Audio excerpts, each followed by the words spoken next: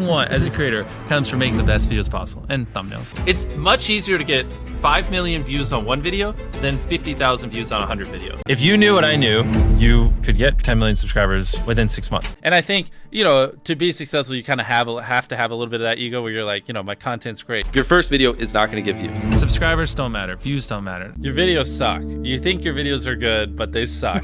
You know, they just do.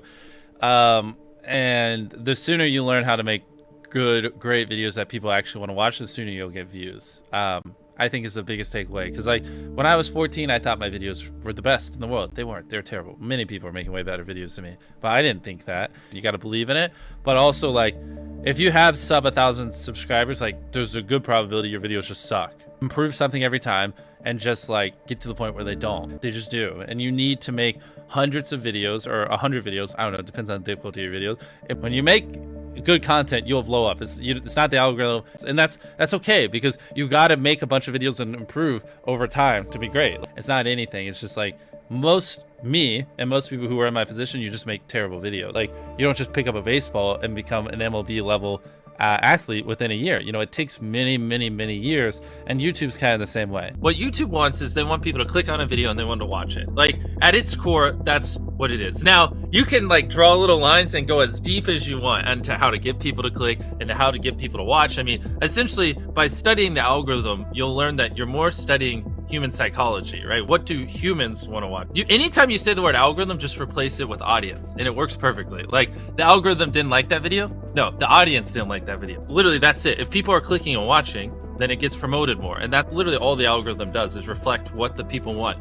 to a T.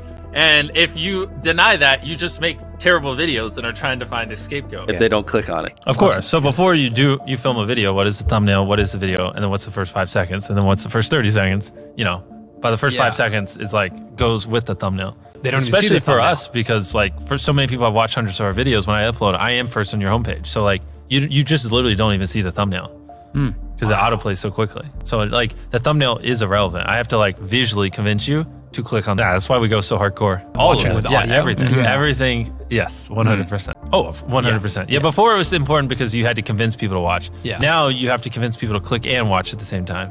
Whoa. With the first 5 seconds. That's It is interesting. 100%. Wow. I roast that a lot of people who like have boring first 5 seconds. It's brutal. Your title and thumbnail set expectations. And at the very beginning of the video, to minimize drop off, you want to assure them that those expectations are being met. If you click on a video where, you know, of his, where it's like, Tether is a scam, and then at the very beginning he starts talking about literally anything else, then you're like, oh, this is bull. This isn't what I clicked on. But if at the very start of the video you go, Tether is a scam, and I'm going to teach you why, then it's like, okay, you match the expectations. So at the very beginning, match the expectations, and then you want to exceed them. So you want to assure people that what they clicked on is what they're getting, and then blow their mind and be like, but you're also getting even more. That's how you lower drop off, which a lot of people, sometimes it takes them like 20 seconds to really meet the expectations.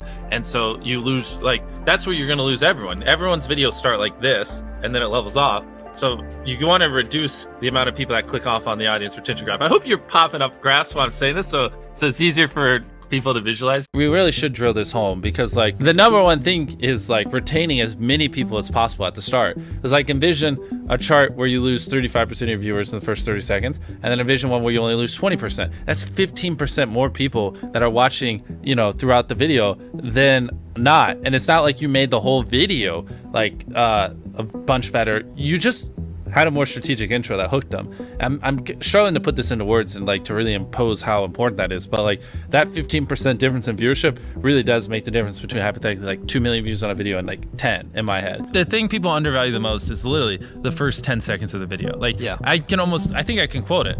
I tied up an FBI agent and I have $100,000 in this bag. Here's a knife.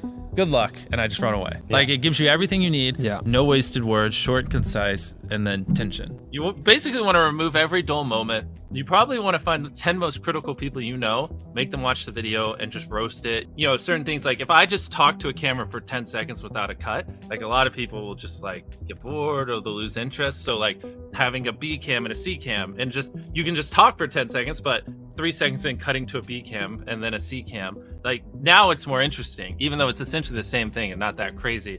But you want to have good pacing. Typically having a payoff at the end keeps them, right? Last leave circle wins 10 grand.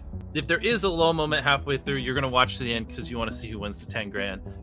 So having a good payoff at the end. How do you keep viewers watching and, you know, happy with the video? I would say just give them why they clicked, tell them why they should watch, and then just stick on topic. Like that right there isn't even super complex, but that would already put you in the upper echelon of YouTube.